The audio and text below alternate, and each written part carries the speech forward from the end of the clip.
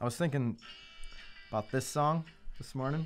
What about it? When you were texting me with that nonsense. What is that? Well, do you know the song? Have you ever heard it? But you definitely don't have it. What? I don't know. No. I wanted some of it. Some of what? What you got? Respect.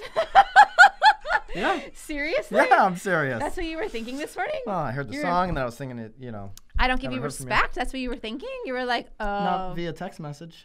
No text message respect. What? I texted you all day. And you didn't. What? The majority of things we covered on a phone conversation. Okay, so I then had showing. So we got off the phone. Mm-hmm. So you showed your cousin a house, right? And we chatted quickly. Although I had to call you because you were going to call me on your ride to that appointment and you didn't. So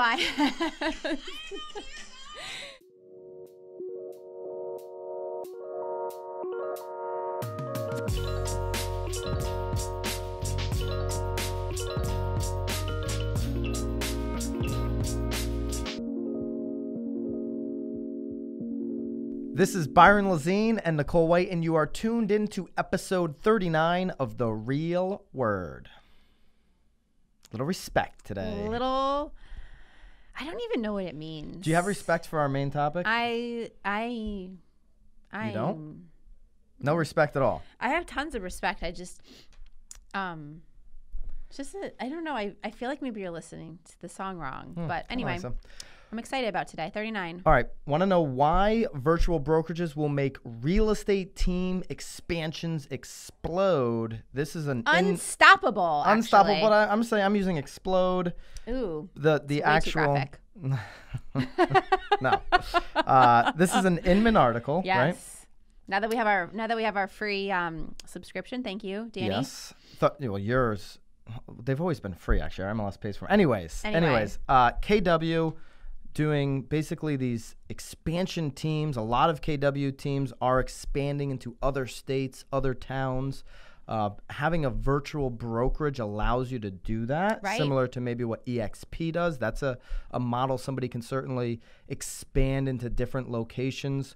What's your thought on a team expanding outside of their geographical location? Well, I think it's brilliant, obviously. Yeah. I mean, I think it's fabulous. I mean, you have plenty of friends that are doing it, that are in multiple states, multiple cities. Yeah, one of my favorite KW agents, Jeremy, Katie, I love JC. Jeremy. I've never met him yet. And that's a shame. It is. He does it in Atlanta and Jacksonville. No, I mean, I think it's great. I think that if you've mastered your area and you have, all of the systems in place and it's working and you can move it to another spot, great. I mean, I think in those bigger cities, I just spit there, so I hope I didn't get the camera.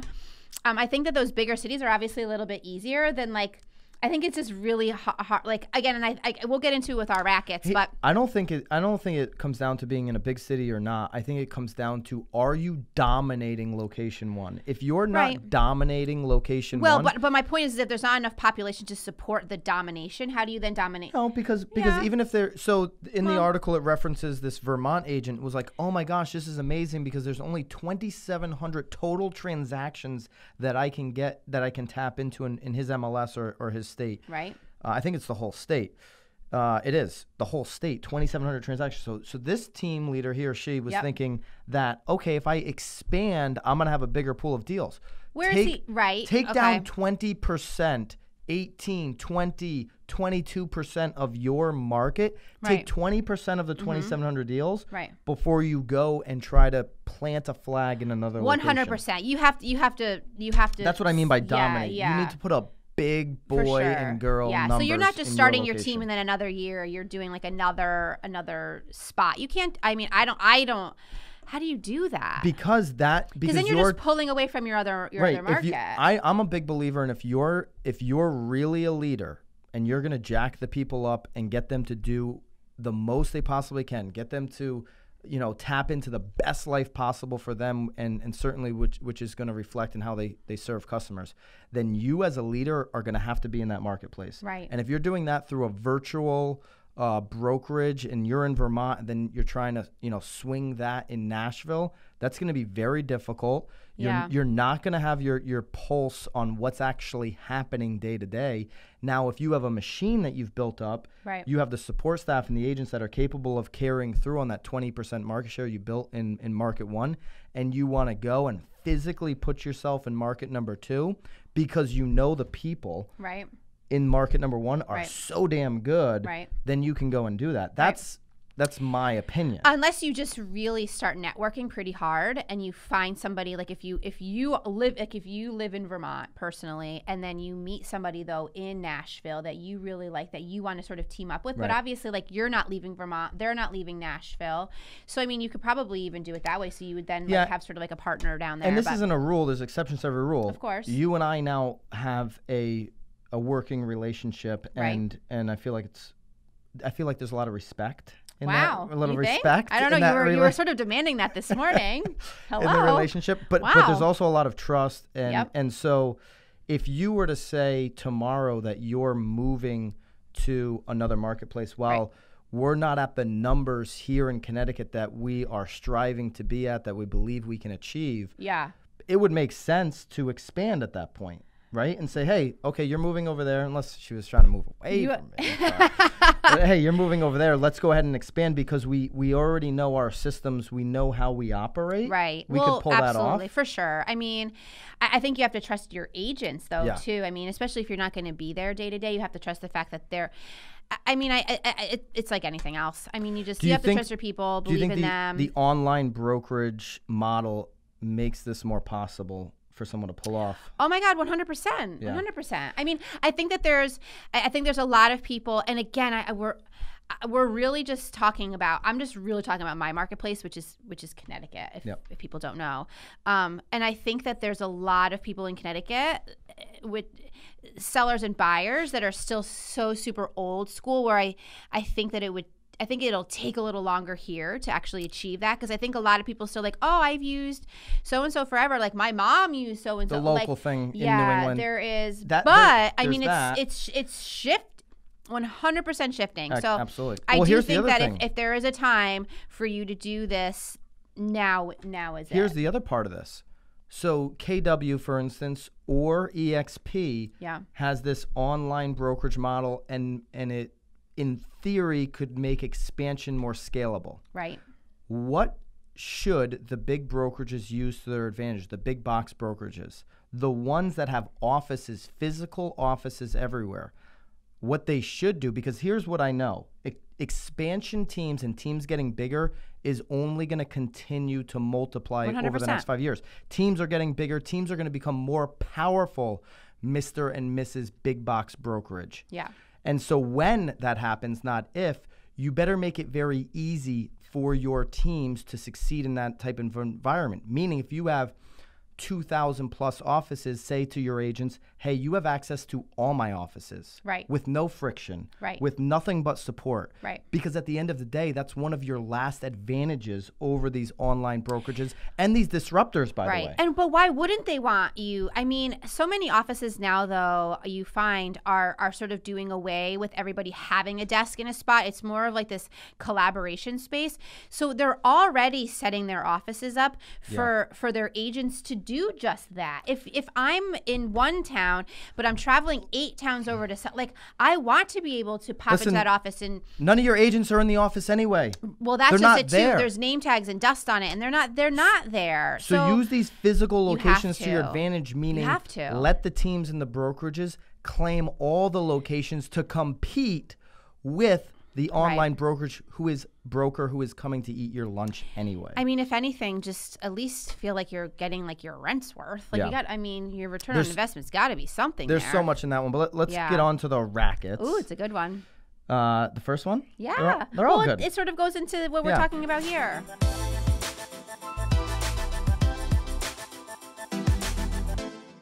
First racket, iBuyers, these disruptor companies, are having a hard time or avoiding altogether. They are avoiding. They're not having a hard time. They're avoiding the Northeast. Northeast. They don't want to be here.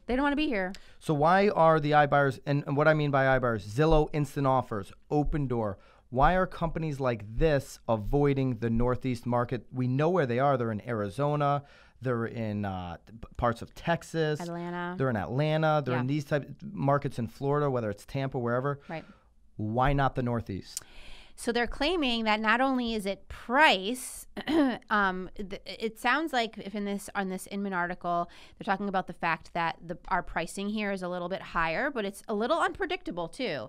Our neighborhoods are not similar to those neighborhoods in big cities. So like my neighbor at my house is completely different from my neighbor on my left, where they're saying in these bigger cities, it's predictable. It can be duplicated.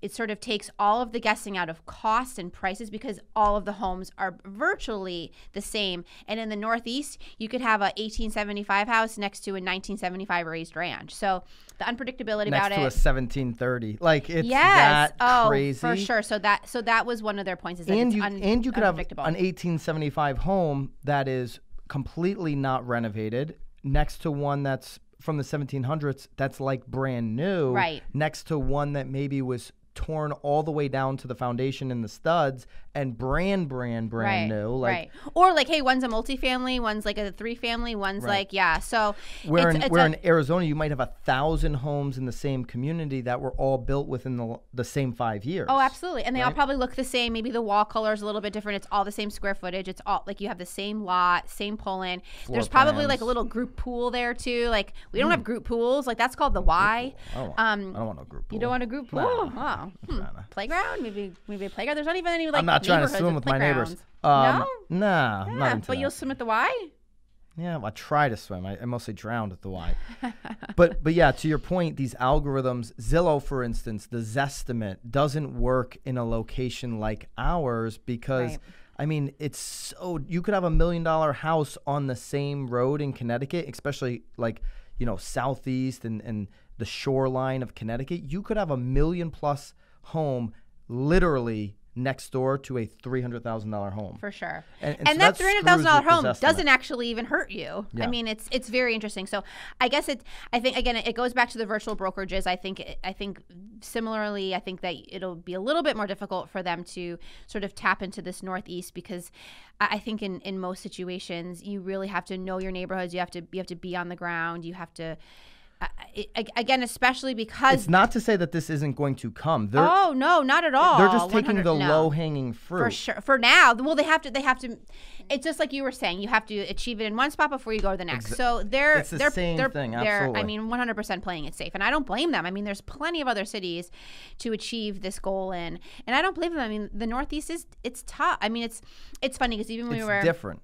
It is different. We even at the summit, Tom Ferry was talking about how, like, guys, like, it's coming, like, a normalized market. We've been in a normalized market for the last, 7 years. Come to Connecticut. This is normal. I mean, we're talking about maybe like a 3% increase, if that, possibly. But, it's... Yeah, it depends, sale prices. It depends on the range and the town and all of that. I mean, you have so many people that bought homes just 2 years ago that they're going to be losing money. Yeah. It's not across the board like some places. All right, Racket. Anyway. Number 2, HUD claims Facebook is discriminating through their ad platform. Super interesting topic, I have to say, because I see why, right? I mean, we target ads. Yeah. I mean, we're not targeting it. I mean, they were saying that there were some ads targeted to, certain religions. I mean, we don't target talking about religion here. But you want to target I mean, if you're selling a $800,000 home, I'm definitely not targeting somebody that's bringing in, $50,000 a year. So, you do target the people that can afford, right? The people that can afford the homes. You're targeting areas too, right? I mean, you kind of know if where people are moving from to, patterns. By the way, we link up all of these Inman articles so you can read all the articles. Yeah. The social network is said to have violated the Fair Housing Act with targeting advertising, including allowing ads to be limited based on users' religion. I mean, it's a racket, but I see it. I'll tell you what I know is happening 100%, and I know you know this. When we're boosting stuff now, it is not being approved, and it says you can request a manual review on Facebook. If it is very specific to housing, Facebook is playing it safe right now, and they're completely not allowing you to boost. They're not taking your money on that ad. So agents, brokers, we need to be a little bit more creative in what we're going to put an ad spend on. Doesn't mean, oh, well, Facebook's not letting me do an ad spend, so I'm going to stop advertising on Facebook. You know, people's attention are on Facebook and Instagram. We need to be a little bit more creative in how we're going to present our real estate ad and not say, you know, hey, you can qualify for this house under these terms. Maybe we need to be ultra specific, or we need to be more creative so that it falls within the guidelines of what we can and can't do. I mean, shit's changing, people. Dude, that's a real one, because you could just be lazy the last 5 years and get good juju out of Facebook by just spending $10 on an ad. Right. Like, you could be literally lazy. Right. All right. Racket number 3. Yeah. OfferPads, which we've talked about on the show before, has now partnered with local bellhops to help buyers move within a 50-mile radius. Is this a complete racket? I love it. It's not a racket. It's not. I mean, you don't work with buyers as much. Excuse me. As much. Excuse me. I mean, you're already ticked off that I'm leaving early for a closing today because you're like, why do you go to a closing? Because it's my buyer. But anyway, I think it's brilliant. I think that... A little respect over here, guys. A little respect.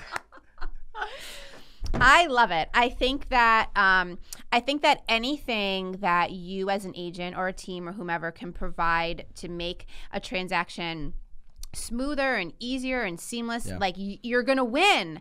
You're 100. It's all about customer service.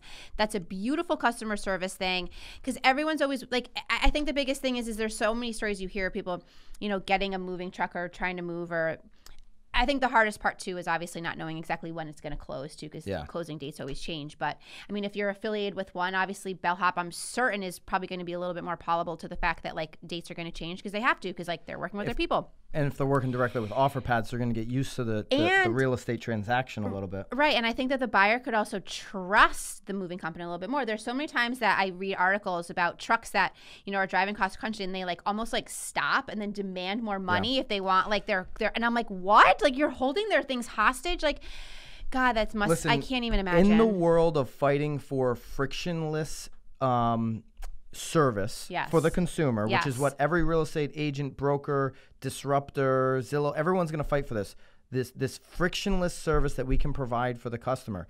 On top of that, it's going to come down to experience. Okay, who's going to handle my move? Who's going to handle changing my utilities into the right name? I mean, like, utilities is such a huge obstacle to overcome too. Generally speaking, if you're a buyer, a lot of the work's on you. Hey, change your utility.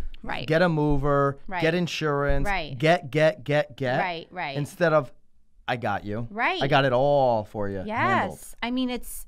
And again, I think the moving thing is just as important as your utility, obviously, and especially moving. I mean, you and I just moved, both of us, in the last 2 years. You actually have moved multiple times in the last 3 days.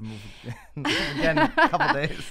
It's stressful. I mean, especially families with like kids and like. Yeah. So I don't think this is a racket at all. I mean, I actually love the fact that it's kind of old school. There's an agent in our marketplace. I think that he since has sort of done away with it, because I don't think he changed his business enough to, but his team owned a truck. They owned a moving truck. I mean, I don't necessarily want to pack up my shit and put it in the truck. Like, I'm going to hire people to do that. But he owned a truck. His team owned a truck. So every time one of his clients needed a truck, they would just, hey, I need the truck, and then he would loan out the truck. Right. I mean. I think that was brilliant. I love that we're still bringing it back to like the basics, because like actually physically moving your stuff is never going away. I mean, that's a basic that's never going away. So I love the fact that they're actually it's going to come down to full service on a lot of degrees. Sure. What's the problem? And this is basic sales. Like, what's the problem? Can I solve the problem better than a competitor? There was a comment on our last video on Inman, a comment in the Inman section, and the guy said, I think you guys are taking the Zillow thing way too nonchalant. I'm paraphrasing a little bit. Ooh, I missed that one. You gotta send me some of those. Yeah, I'll send you that. Well, you have access to Inman now. Well, but he basically said you guys are taking this a little too nonchalant, like Zillow is coming for us, this type of fear mongering. I was like, dude, The consumer is going to go direct to whoever causes them the last friction. That's whether Zillow's here or not. Right. Like they're going to, and he's like, they're going to cut out the agent. The consumer will cut out the agent. If the agent doesn't provide the experience and the service that is better than whatever else is being offering, this is just basic business, bro. Right. Like just buck up and be better. Right. And at the end of the day, all of us as agents need to do that. For sure. I don't think this is a racket at all. I think it's lovely, and it's maybe something that we need to go talk about. Respect the game. We'll see you guys next time. Bye.